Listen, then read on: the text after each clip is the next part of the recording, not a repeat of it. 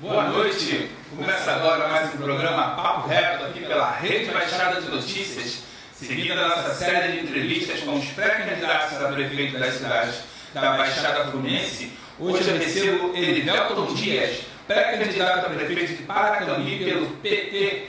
Boa noite, Erivelton.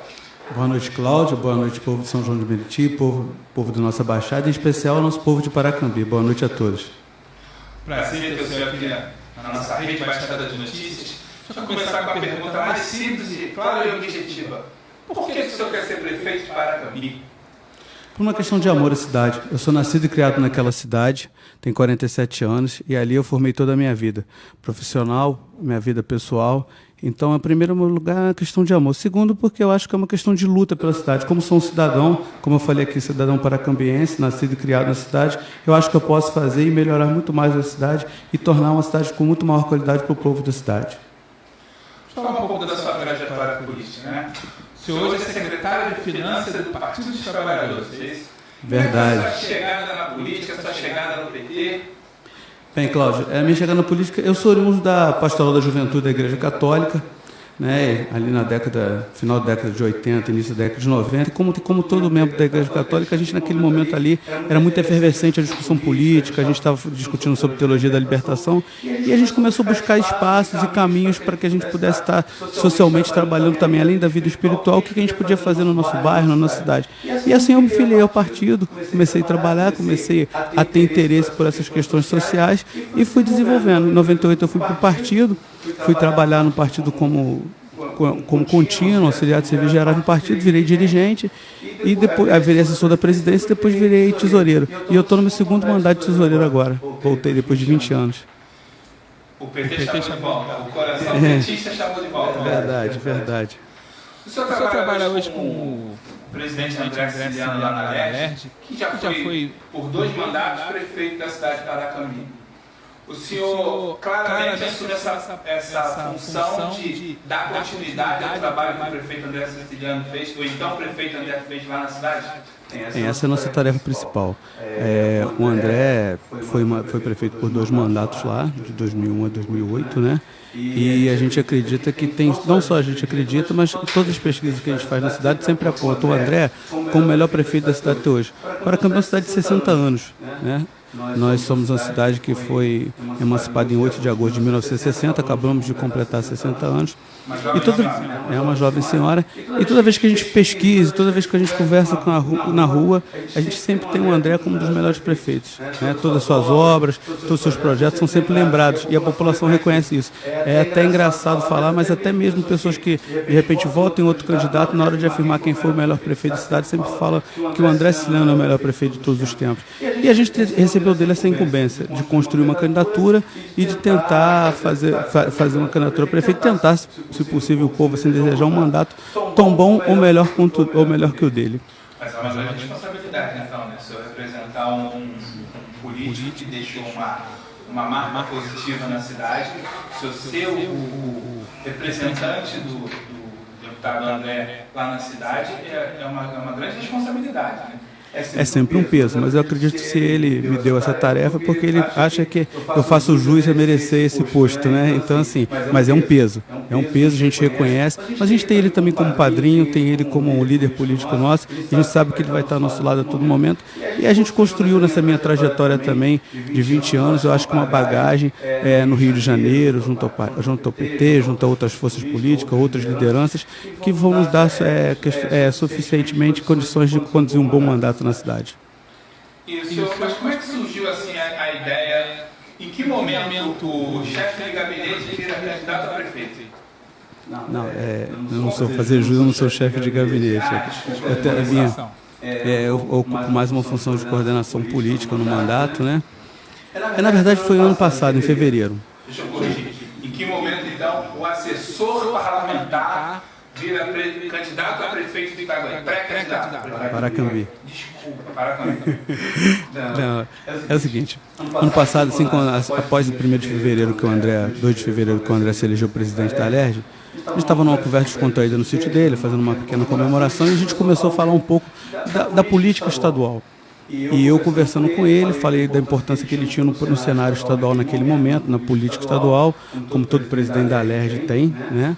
E começamos a falar um pouco das cidades, do interior do estado, falando, você tem que saber de você como é que você vai se portar em cada situação, o cenário político raiz de cada cidade. Em determinado momento, como não poderia deixar de ser, a gente acabou citando Paracambi, que é a nossa terra. Ele prefeito, eu cidadão lá de Paracambi, nascido e criado. E aí ele falou assim, Erivelto, eu acho que você tem que colocar seu nome. Desce, a gente estava no sítio dele em Mendes, ele falou, desce, constrói o seu nome e vamos viabilizar. E assim começou essa candidatura. E a gente foi conversando com as forças políticas, conversamos com o PMDB, por exemplo, local, que tem como líder o ex-deputado e ex-prefeito Délio Leal. Né? Conversamos com a sede de partidos, trouxemos o PSC, fomos conversando com os vereadores, montamos uma chapa, trouxemos um vereador de mandato, fomos construindo com outros pré-candidatos. E a gente foi construindo um pouco, com calma, que é a nossa característica, com muita paciência, mas com sabedoria a gente conseguiu chegar nesse momento que é ter a candidatura. Esperamos homologar aí entre agora 31 de agosto e 16 de setembro, que é o prazo das convenções legais. Então, você vem construindo não surgiu agora essa candidatura, você já vem trabalhando, fazendo as alianças necessárias para poder chegar bem estruturado na campanha, com um projeto, com um programa de governo claro para poder passar isso para o povo. Sim, claro. É um projeto de candidatura e nunca pode ser começado no afogadilho. Né? Ninguém acorda pré-candidato. A gente já está 1 ano e 6 meses conversando com as forças, entendendo a cidade, conversando com as forças políticas, conversando com pré-candidatos, conversando com lideranças religiosas, lideranças comunitárias. E a gente, como eu falei, tem uma característica de muita calma, muita tranquilidade. Vem já 1 ano e meio nessa batalha, conversando com ele, e isso possibilitou a gente chegar agora com uma candidatura consolidada, bem construída, com provavelmente 2 chapas de vereadores, uma chapa muito forte, o Guilherme Leal, que é filho do Délio Leal, ex-deputado e ex-prefeito da cidade, também sendo indicado como vice. Então a gente vem construindo isso já há algum tempo. Fala um pouquinho da cidade. Chegou para a gente aqui uma pergunta que acho que o senhor pode responder. O que é uma cidade assim, com a importância de Paracambi, não tem, por exemplo, uma rodoviária ainda? Você acha que é um ponto que pode ajudar muito no desenvolvimento da cidade, para melhorar o desenvolvimento da cidade? Claro, isso é um problema crônico da nossa cidade. A cidade tem 60 anos, talvez seja um dos maiores anseios da população. Eu até brinco que se o povo assim desejar e eu for eleito, eu não posso terminar o meu mandato sem construir uma rodoviária, porque senão eu apanho do meu pai. Meu pai geralmente brinca falando que ele vai ter uma vergonha para Paracambi não ter uma rodoviária. Ele até brinca citando outras cidades, por exemplo, Paulo de Fronten é muito menor que Paracambi, tem uma rodoviária. Mendes é muito menor que Paracambi, tem uma rodoviária. Vassouras, uma cidade menor, tem uma rodoviária. Então ele sempre fala isso, ele fala, eu não aceito, eu não admito. Então eu já tenho um problema em casa. A rodoviária talvez seja um dos problemas mais crônicos hoje da cidade. Interfere diretamente no turismo, no desenvolvimento econômico, né? Interfere em tudo, né? Porque o trabalhador nosso tem dificuldade para sair para trabalhar. Nós somos uma cidade que temos nós temos lá uma fábrica do conhecimento, que é uma fábrica linda, quando é transformou numa escola, em um pool de escolas, universidade que poderia ser visitada. Nós temos, por exemplo, empresas que hoje têm em Paracambi, e tudo isso vai dificultando os estudantes que estudam nessa fábrica do conhecimento. Ou seja, a rodoviária facilitaria muito a mobilidade nossa local. Fala um pouco da fábrica do conhecimento. Como é distante para mim, eu sou aqui de São João de Meriti, não conheço, infelizmente, a cidade, mas a fundo, o que é a fábrica do conhecimento? A Fábrica do Conhecimento é uma das mais belas fábricas que nós temos, é uma fábrica têxtil, foi uma fábrica têxtil fundada por volta de 1871, né? Ela inaugurada por Dom Pedro, pegou fogo, foi inaugurada de novo, e ela funcionou mais ou menos até 1986, ela abrigava ali vários trabalhadores da área têxtil, foi uma das maiores fábricas do Brasil. E o André, quando prefeito, teve a perspicácia e a inteligência de aquela fábrica fechada, de comprar aquela fábrica.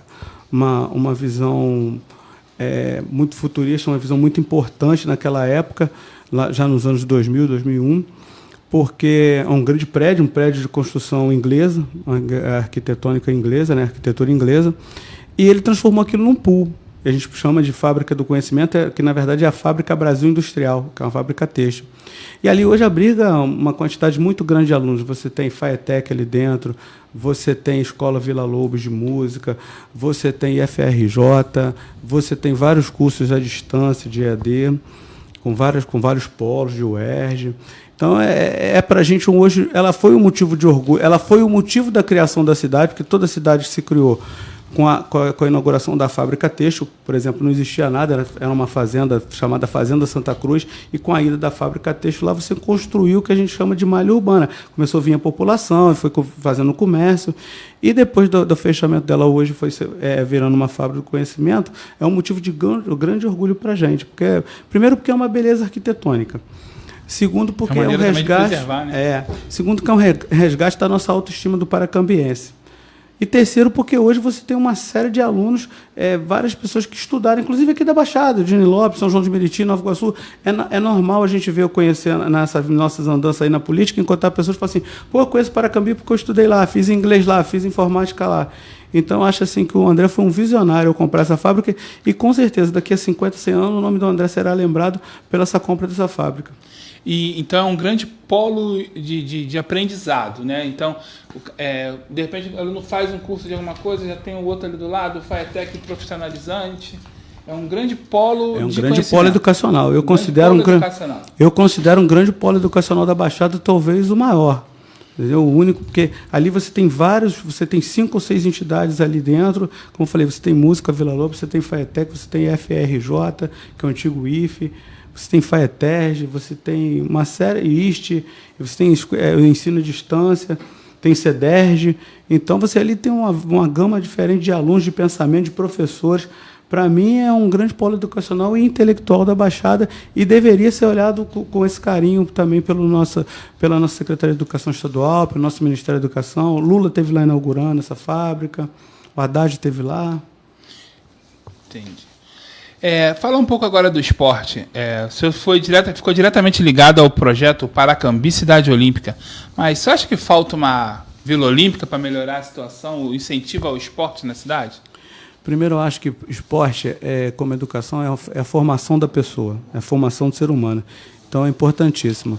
E a gente está falando isso porque o nosso amigo Adriano Santos, que é nosso amigo, já esteve com a gente lá, a gente está discutindo isso. A gente tem locais e tem uma ideia, a gente tem projetos para que a gente possa implantar uma Vila Olímpica na cidade. A gente acha importante a construção. Primeiro, para incentivar o esporte e incentivar também o desenvolvimento do ser humano, porque esporte traz disciplina, esporte traz saúde, esporte traz educação. O esporte é complementar. Então, a nossa ideia é usar esse manancial que a gente tem lá para que a gente possa, quem sabe, no futuro ter uma Vila Olímpica, como temos aqui, né? A gente tem na Baixada algumas cidades aqui que tem Vila. São João tem, Nova Iguaçu tem, a gente em Paracambi não tem. Então, a gente pensa nisso, a gente tem necessidade disso lá na cidade também, apesar de nós termos outros aparelhos também. Eu acho que o esporte também precisa ser visto nisso. O aparelho não falta na cidade, falta incentivo. Falta incentivo do poder público. O senhor acredita... Porque a gente tem essa visão que é o seguinte, o dinheiro que se gasta, por exemplo, com o esporte, acaba se economizando lá na saúde, por exemplo, né? Quem pratica esporte, sendo o mais simples possível, quem pratica esporte não tem tempo nem de ficar doente, né? Claro. Você não economiza só na saúde, você economiza na saúde, você economiza na segurança pública, você economiza em várias áreas de uma população. Porque o esporte é natural você ver vários garotos aí que poderiam estar no mundo das drogas, no mundo do crime, e saem desse mundo através do esporte. Você abre uma porta no esporte ou na cultura, é menos uma criança na rua, é menos uma criança com uma arma na mão. Então, o esporte, para mim, é fundamental. Eu acho que qualquer gestor público tem que ver esporte, cultura, educação como situações fundamentais para a população. Porque o aluno que sai da escola e à tarde vai fazer uma atividade esportiva, uma atividade cultural, ele não está com o tempo livre para as más influências chegarem até ele, né? Os antigos falavam que mente vazia é oficina do diabo, né? Minha avó falava, minha mãe falava, minha mãe fala que mente vazia é oficina do diabo, né? Porque não dá tempo, né? O cara não tem tempo. Ele tem compromisso, ele tem disciplina e ele ensina muita coisa o esporte, né? Artes marciais, por exemplo, ensina muito de questão de disciplina, saúde. Falando em saúde, qual é o seu principal projeto que o senhor tem para a saúde de Paracambi? Assim? O que o senhor vai qual vai ser a sua linha de gestão da saúde de Paracambi? A primeira questão de saúde você tem que interligar. Nós temos uma saúde na Baixada que precisa ser interligada. Nós não temos condições de fazer uma saúde de grande porte, média e grande complexidade. Então, a primeira coisa que nós temos que cuidar é da média complexidade, da grande complexidade. E isso você faz fazendo pools, fazendo polos, conversando com os prefeitos das cidades vizinhas e você melhorando a saúde. E fazendo uma atenção básica, fazendo uma atenção direto na família. Você hoje chega no posto de saúde, você não tem, às vezes, o mínimo. Você não tem o captopril, às vezes você não tem a gás. É normal pessoas reclamando que não tem a seringa para você aplicar uma determinada medicação. Você não tem o remédio de controle da pressão, você não tem o remédio de controle da diabetes. Então, hoje em dia, você tem que começar na atenção básica. E essa atenção básica começa lá no bairro, lá nos postos de saúde. Então, a primeira coisa que a gente tem que fazer é cuidar do bairro. É fazer com que o bairro não venha para o centro, para o hospital.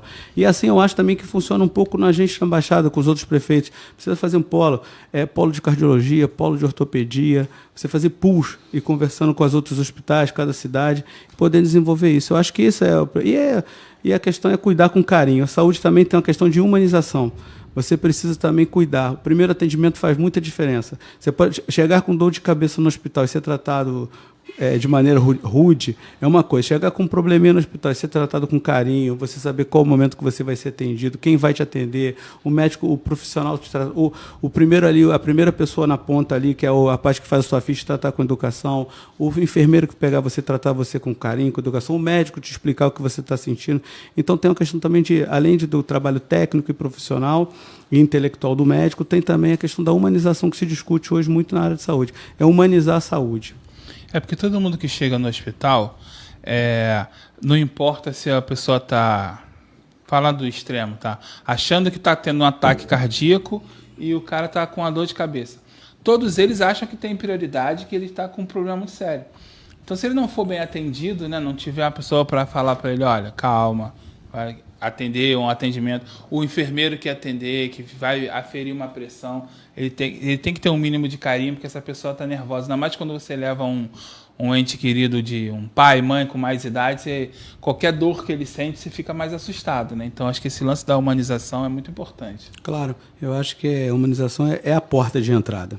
É claro que nem tudo é feito com a humanização, mas a humanização ajuda muito. Por exemplo, um paciente que tem síndrome do pâncreas, para quem não conhece, ele chega achando que está morrendo, está infartando, e às vezes só um atendimento. Senta aqui, conversa, toma aqui, vamos tomar uma água, já resolve muita coisa. Então, eu costumo falar o seguinte, quem chega ali, chega porque tem algum problema. Mesmo que seja um problema que não seja físico, que seja um problema psicológico, uma síndrome do pânico, uma pressão alta, um descontrole de glicemia. Então, o atendimento é essencial. Então, essa humanização é essencial. Também é essencial também o atendimento técnico, profissional também, isso também é importante também.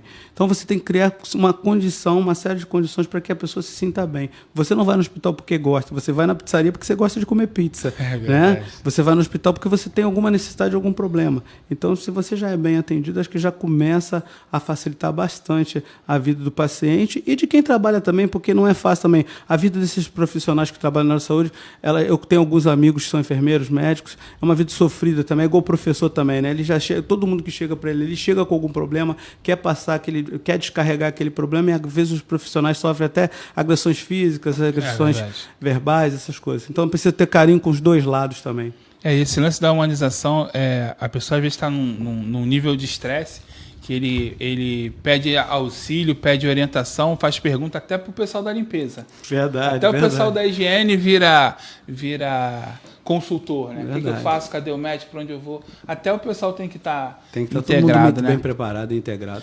A gente falou muito essa semana sobre a volta às aulas, né? O governador liberou aí a partir desse mês agora a volta às aulas na escola pública e na escola particular. O que o senhor acha a respeito da volta às aulas e se a rede municipal de ensino está preparada para essa volta às aulas? Bem, eu, a princípio, sou contra. Vou falar claramente, a gente está vivendo um momento de uma pandemia séria no Brasil e no mundo. Voltou a subir os números no Rio de Janeiro? O Rio de Janeiro voltou a subir os números. Né? Paracambi, nós temos hoje cerca de 580 pessoas infectadas, 27 óbitos, né? e se eu estou falando de Paracambi, a Baixada, a gente tem condições insalubres e nós temos um povo ainda que ainda não está acostumado a viver com uma pandemia. Você vê, por exemplo, Japão, a China, a Itália, você vê o comportamento da população, é um pouco comportamento. Você vê o nosso povo aqui na Baixada... O japonês está gripado, sai de máscara. Você vê o nosso povo aqui, nós estamos aprendendo e precisamos aprender muito mais. E é uma preocupação, eu tenho uma preocupação muito grande que concentrar todos esses alunos nesse momento em salas de aula pode ser ocasionar novas reincidências e aumento de casos. Então, eu não sou técnico, né? E eu não vejo com muita satisfação uma volta às aulas agora, não. Eu vejo com uma certa preocupação. Eu acho que nós já estamos chegando em agosto. Eu sou daqueles que acham que a gente podia discutir com um pouco mais de calma, porque nós chegando em agosto, nós estamos chegando em setembro. Em tese, a gente está chegando no final do ano, nós estamos a 3 meses do final do ano, né? Então, a gente poderia discutir com um pouco mais de técnica, um pouco mais de segurança, e eu vejo que, num momento desse, eu tenho medo da volta às aulas, elas servirem muito mais para uma questão política, uma resposta política, do que uma resposta para o lado da pandemia. Então, eu tenho preocupação e, a princípio, eu sou contra. Você acha que está faltando, sei lá, coragem para o governo para dizer acabou, parou, o ano não serviu, vamos riscar 2020, vamos começar a pensar 2021? Acho que falta. Acho que falta coragem, sim. Eu acho que em algum momento a gente acaba pensando... A gente está vivendo um momento eleitoral, estamos às portas de uma eleição, e acho que a cabeça política, às vezes, atrapalha nisso. Eu acho que deveria, sim. Deveria se pensar e falar, o ano acabou. E se rediscute, eu não estou dizendo nem falar assim, acabou, mas ampliar os calendários. Não precisa, um aluno não precisa ser aprovado em dezembro, ele pode ser aprovado esse ano e em maio do ano que vem. Não estou dizendo falar que acabou, mas você pode dar continuidade às aulas de maneira à distância, pelas redes sociais, e você esperar mais um pouco e depois dar continuidade e discutir. E acertando esse calendário. Fazer em um ano em 6 meses, por exemplo, entendeu? Fazer igual futebol, né? Que o calendário começa no meio do ano e termina Isso, até o campeonato europeu, que o pessoal até brinca assim, calendário 2020 e 2021. Acho que poderia ser assim também. Eu acredito que está tendo acho que de um modo geral, uma pressa para resolver a questão da educação. Lá atrás, porque, por exemplo, eu tenho uma filha adolescente que ela teve sérias dificuldades no início para entender esse ensino à distância, e o professor dela também não foi instruído, não teve uma capacitação para usar, para passar o conhecimento via rede social, via vídeo, via live. O professor meio que foi aprendendo com o barco indo. O novo assusta, né? Eu lembro de um padre chamado Padre Roque, era um deputado federal do Paraná, que ele falou isso em uma reunião que eu estava, eu não esqueci. Ele falou assim, gente, a gente estava precisando fazer uma mudança interna no partido, e aí a gente estava propondo, ele era a favor, a maioria contra, meio conservador, e ele falou assim, o novo sempre vai assustar. E a gente vai ter que aprender, vai ter que ter aprendizado. Como eu estou falando, no Japão e em outros lugares, as pessoas já saem de máscara normalmente, já é um costume, se a pessoa está resfriada, se a pessoa está com algum princípio de um vírus, alguma coisa, ela sai de máscara. Nós aqui temos dificuldade. Então, eu não acho só que foi a educação, a pressão não é só por conta da educação, não. Eu acho que a pressão também foi por conta do comércio. Então, eu acho que muitos comércios se abriram. Agora, é notório que os nossos comerciantes estão passando muita dificuldade, estão muitas lojas fechadas, mas a vida tem que estar em primeiro lugar, a gente tem que fazer outras formas. Eu acho que a gente tem que ter outras formas, não adianta. Nós estamos passando que não é mole, né? A gente fala no Brasil de quase, daqui a pouco nós vamos estar atingindo, no início de setembro, 4 milhões de pessoas infectadas. Então, assim... Quem não tem um amigo que se foi, um parente que se foi? Vários, né? A gente que trabalha com muita gente assim no estado, é natural todo dia estar vendo algum companheiro que foi embora precocemente, que você olha assim e fala assim, poxa, esse cara aqui está lá na Lerge que morreu, né? Tem deputado lá na Lerge, Gilviana, tem um deputado nosso que, graças a Deus, está bem, mas o Marcelo Cabeleireiro lá de Barra Mansa, mas também está em fase de recuperação, né? Então, assim, e amigos que faleceram, pessoas que a gente conhece, é muito duro, é uma realidade muito dura, que, por exemplo, eu tenho 47 anos de idade e eu não tinha vivido uma realidade dela. E se fala da gripe espanhola 100 anos atrás. Eu não lembro, por exemplo, antes disso, nada. Os últimos relatos que eu li, que eu sei, foram da gripe espanhola. Então, você vê assim, é difícil, é uma realidade dura que nós vamos ter que viver e aprender a viver com ela. O que eu falo muito da educação é o seguinte: o colégio particular, por exemplo, voltar à aula, eu acho que é um pouco mais simples. Porque, por exemplo, se o colégio achar que precisa comprar mais álcool, ou surgiu um álcool novo no mercado, vamos comprar. vamos aumentar o número de cadeiras, vamos alugar uma escola, um prédio do lado para espalhar os alunos. No serviço público não tem essa velocidade. O gestor, seja lá, independente da cidade, ele não tem essa flexibilidade, não tem esse dinheiro no bolso para ir ali e tomar as medidas, porque você não tem... Essa semana a gente entrevistou, foi... Quando, Thiago? O Migovski, foi sexta-feira passada. O Edmilson Migovski falou com a gente aqui ao vivo, o infectologista, que dispensa apresentações. Ele falou muito disso, que não tem ainda nenhum protocolo da escola para você seguir. Vamos voltar à aula, porque isso assim funciona. Não tem. Então é isso que eu acho que é o problema, que a escola pública ela não tem essa facilidade. A professora não chega para a diretora da escola e fala, olha, eu preciso comprar isso aqui para poder continuar dando aula. Não tem essa velocidade no serviço público. Nós temos dificuldade, eu concordo com você, nós temos dificuldade tremenda, nós temos dificuldade da merenda, nós temos professor que compra giz para dar aula, que compra caneta, e aquela caneta hidrocor para ficar passando, para estar escrevendo no quadro. O que vai ser um mutirão de pessoas de bem, de professores, alunos e pais, que vai começar a tentar se juntar, mas sem preparo nenhum, sem condições nenhuma. Então, aonde o pessoal se juntar, nós vamos ter alguma condição, onde não se juntar, nós não teremos. E nós estamos falando de alunos, nós estamos falando de jovens, de crianças. Já é difícil controlar o adulto, quem dirá controlar as crianças, não ter contato físico, não botar a mão na porta no banheiro, não se abraçarem. Não abraçar a professora. Não abraçar a professora, não sentar na cadeira do outro. Como você falou, como correr o infectologista de falou assim, é uma série de procedimentos e protocolos que nós não temos ainda, e a gente, por pressão, a gente está acabando nós estamos sucumbindo à pressão, nós estamos cedendo à pressão. Eu acho também que poderia ser feito com mais calma, com mais protocolo e com mais carinho. Eu acho que está tendo pouco carinho pela vida das pessoas. É complicado essa parte mesmo, né? Porque cada vida importa, né? A pessoa tem um tipo de raciocínio diferente a hora que ele fala que perdeu um amigo. O raciocínio é outro. Não adianta você falar assim, comemorar, parou de morrer 100 pessoas por dia, caiu para 20. Não, morreram 20 pessoas. Continua trágico. Nós deixamos de ter 1.000 e pouco para ter 980. Ainda é muita gente, né?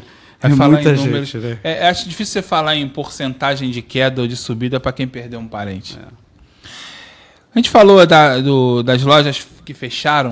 Você acha que vai ser um grande desafio para o próximo prefeito lá da cidade de Paracambi lidar com essa queda de emprego, queda de arrecadação, né? Porque o comércio fechado ele gera muito emprego, além dos diretos e indiretos, né? O lojista gera emprego para o entregador, gera emprego para quem produz.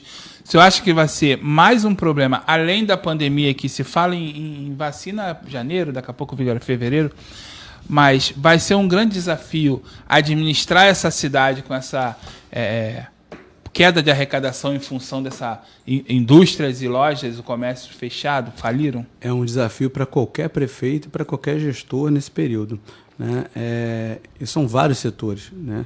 A gente estava conversando, por exemplo, sobre a cultura. Eu não sei se você, com certeza, como um grande comunicador, deve ter ideia, e ligado na área de cultura, da quantidade de pessoas da área de cultura que estão desempregadas, que estão passando necessidade, que estão tendo eu sou produtor de eventos. Não é? Então, assim, eu conversando com algumas pessoas da cultura, você percebe, por exemplo, lá nós tínhamos uma série de pessoas que tocavam na noite, tocavam em bares, e às vezes um cachê da noite é 100, 150 reais, mais o jantar do cara ali, daquele cara que está tocando, mais a família que vai ali assistir. Então, essas pessoas pararam, essas pessoas estão paradas, estão em casa. Você para desde o cara do teatro, do cantor, mas tem uma série de pessoas por trás, por exemplo, de um show, que as pessoas não percebem, que são os técnicos, que não estão, a bilheteria, que não estão tendo emprego. Todas as casas de teatro estão paradas. E no esporte é a mesma coisa, esportes parados, campos fechados. Aí você não tem o cara que vende a laranja na beira do campo, você não tem o cara que vende o guaraná, o cara que vende o picolé. A pipoca. Então isso afeta para todo mundo. E ser gestor nesse período não será fácil. Não será fácil, tá? A gente vai ter que ter muita criatividade, muita perseverança, porque não será fácil. Realmente as lojas, o comércio local todo fechado, em todas as cidades. É natural você ver no centro, por exemplo, do Rio de Janeiro, várias lojas fechadas, lojas antes que eram tradicionais, né? Tradicionais, grandes, fechadas. E assim em toda cidade, principalmente cidades do interior, como Paracambi, uma cidade no cantinho aqui da Baixada, uma das últimas cidades daqui para lá. Então a gente tem muito problema e a gente vai ter muitos desafios. Vamos ter que ter criatividade, vamos ter que ter perseverança, muita força, vamos ter que buscar parcerias. E aí é nisso que eu me apego, entendeu? Eu me apego na força do presidente hoje da Alerj, André Ciliano, no que a gente construiu ao longo do tempo e nas amizades que a gente tem para estar construindo em Brasília, aqui, para estar construindo uma gestão que possa minimamente minimizar esses fatores. O senhor acha que esse apoio grande da presidência da Alerj, que o presidente tem com o senhor, essa ligação direta que o senhor tem lá com o presidente, pode ser um grande diferencial nessa retomada? Pode, será, e eu confio muito nisso, né? O André, talvez um dos maiores políticos que a Baixada produziu nos últimos anos. Não à toa chegou à frente da presidência de uma casa daquela como a Assembleia Legislativa do Rio. Não é fácil chegar ali. O André é um cara que tudo que ele bota a mão, ele tem sucesso na vida dele, seja na vida profissional, na vida pessoal e na vida política. Então, eu confio muito nisso. É porque vai ser complicado a gente...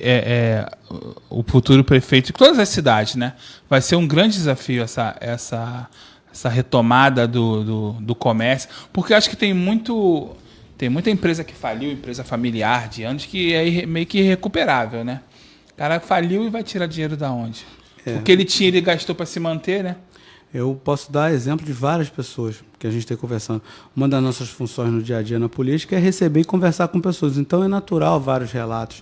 Eu mesmo conversava com um amigo que trabalhou comigo no mandato do senador Lindbergh, quando o Lindbergh ainda era prefeito de Nova Iguaçu, que ele falava com o Flávio Moreno, que ele falava comigo essa semana o seguinte: eu tenho três lojas, ele tem 3 bares no Rio de Janeiro, trabalha com área de entretenimento. Ele falou: vou fechar os 3 porque eu estou tendo um custo de 50 mil por mês e não consigo mantê-los abertos. E aí já se vão 20 e poucos empregos, né? E isso é ele porque tem 3 bares. Fico pensando naquela lojinha, naquele cachorro-quente, naquela pessoa que é só ela com a esposa ou com o filho ali trabalhando no dia a dia. É normal, o cara do churrasquinho, é normal também a gente ver que muitas dessas pessoas pararam de trabalhar, optaram não trabalhar por questão de segurança e por questão, né, segurança de saúde, e por questão de não ter mais condições, porque você não tem cliente, você não tem dinheiro rodando na cidade, você não tem verba, você não tem atividade. Essas coisas precisam de atividade. A praça precisa estar cheia para que o pipoqueiro possa vender, para que o campo precisa estar cheio para que o cara da água de coco venda. E assim vai. E o restaurante precisa de todo mundo trabalhando para que ele venda o almoço. E isso assim está atingindo todo mundo. A geração é aquela roda girando do bem, né? Uma coisa que alimenta a outra, e vai... Um mutirão de amor. Um mutirão de amor.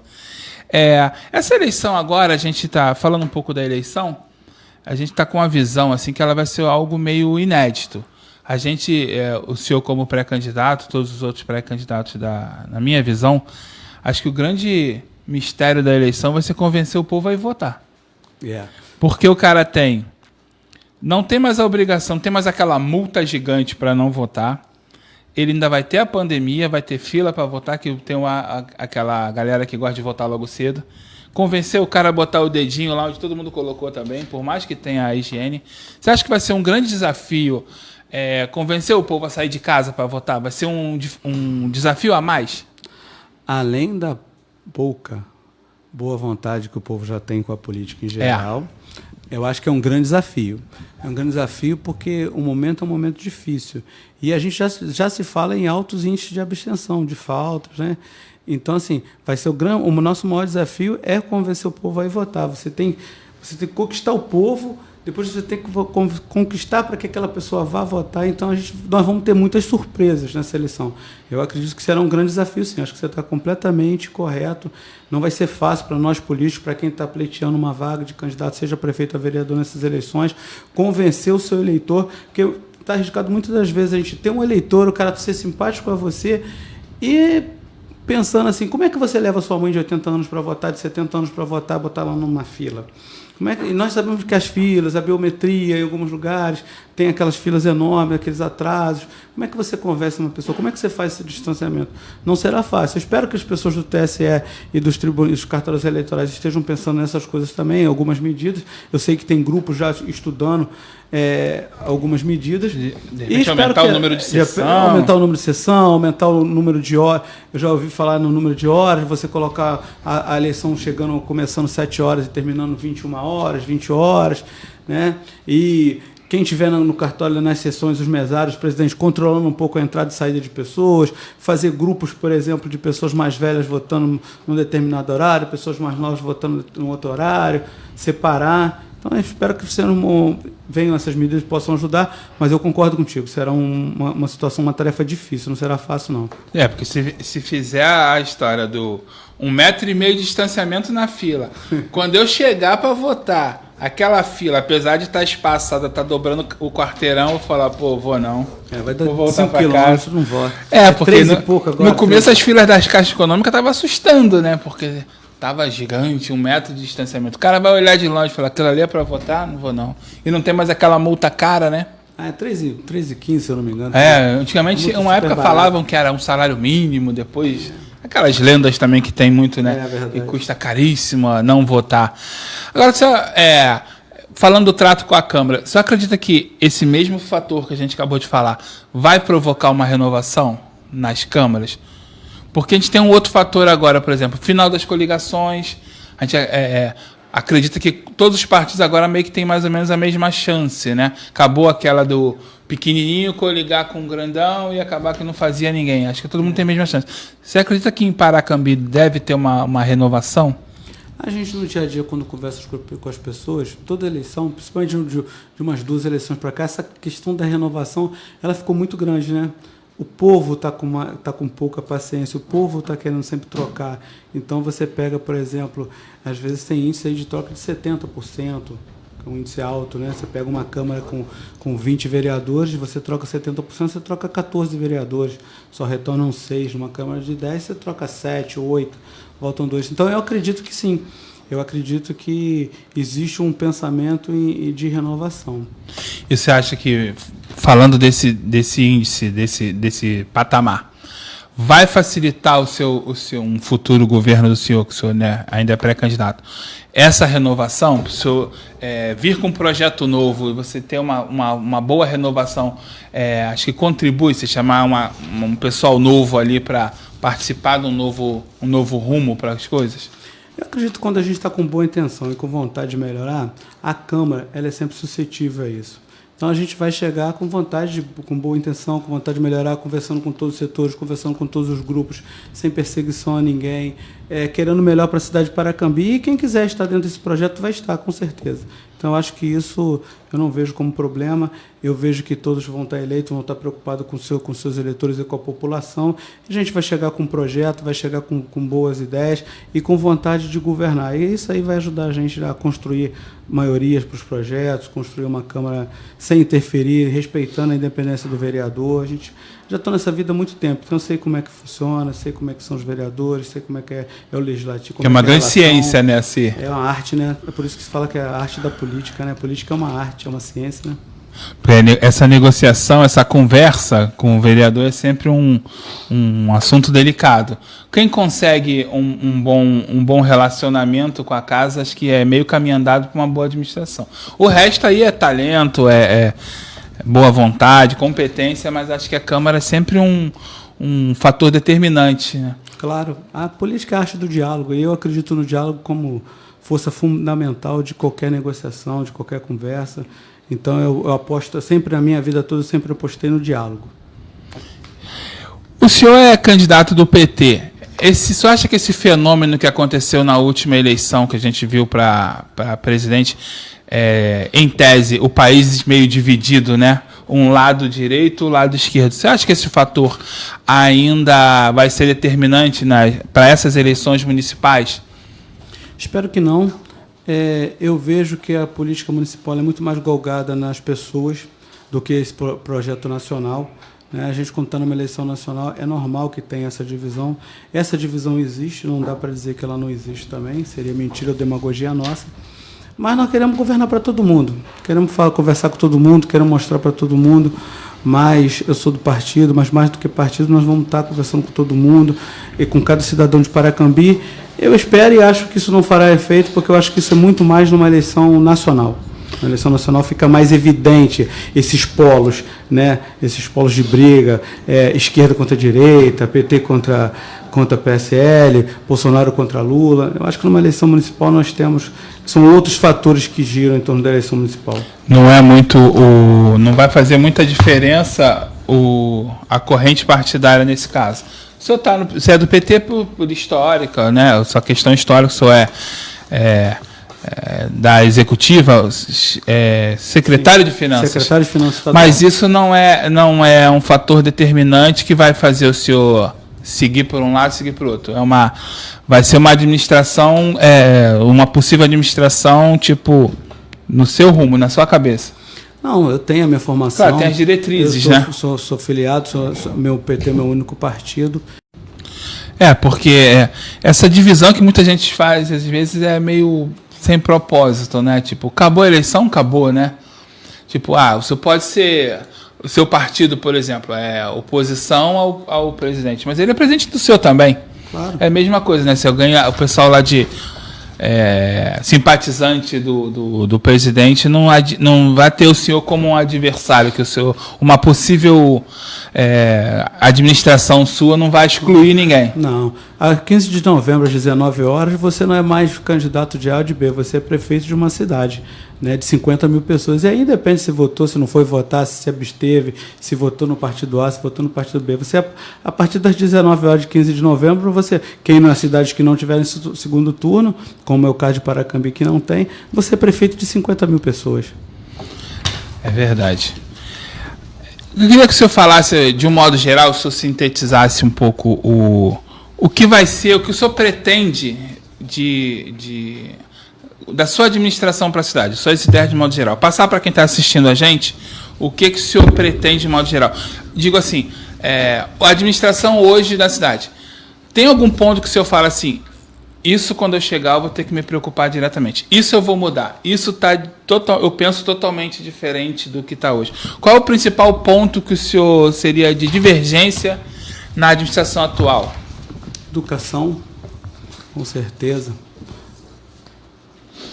Educação, com certeza. Transporte, segurança pública, né?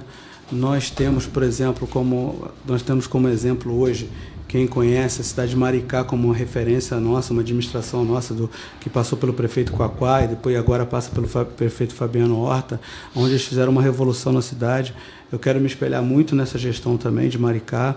Maricá tem muito a contribuir para a gente, muito a mostrar do que pode ser um governo petista, do que pode ser um governo nosso, e eu tenho muito do governo do André. Quem conhece Paracambi, quem frequentou Paracambi, sabe o que foi o governo do André e com certeza terá isso como espelho. E a gente tem que entrar melhorando todas as áreas.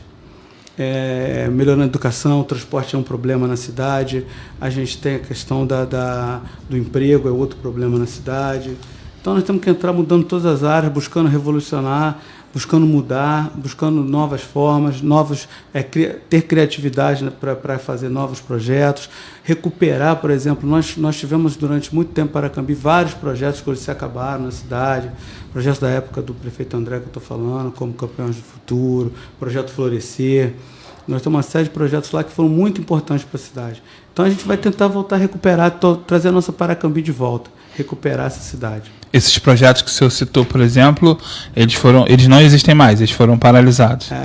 Vai se mudando, né? Vai mudando os governantes, vão mudando os projetos, mas eram projetos que é natural você ver alunos, pessoas que estudaram ali. Hoje eu conversei com um garoto que é empresário da cidade, até para fazer um caso aqui, um rapaz que é empresário da cidade falou assim, eu agradeço muito esse período, porque eu estudei, ele hoje é do ramo de informática, ele falou assim, eu aprendi no curso de informática ali eu descobri o que era a minha vida, e ali eu já abri minha empresa, e hoje é um rapaz que desenvolveu bem na área de informática na cidade, é um empresário, e é um cara que saiu de um curso desse, de um projeto desse. Encontrou sua vocação, né? Num projeto desse. A gente está indo meio que já para o encerramento. Eu queria que o senhor agradecer a sua presença, queria que o senhor tivesse aí o tempo livre para o senhor fazer as suas considerações finais, deixar um recado para o pessoal de Paracambi que está acompanhando a gente, dizer que a Rede Baixada de Notícias está aberta para todos que queiram vir aqui, todos os pré-candidatos, qualquer pessoa que se sentiu citada aqui por a gente tem o mesmo espaço que o nosso amigo Erivelton está tendo.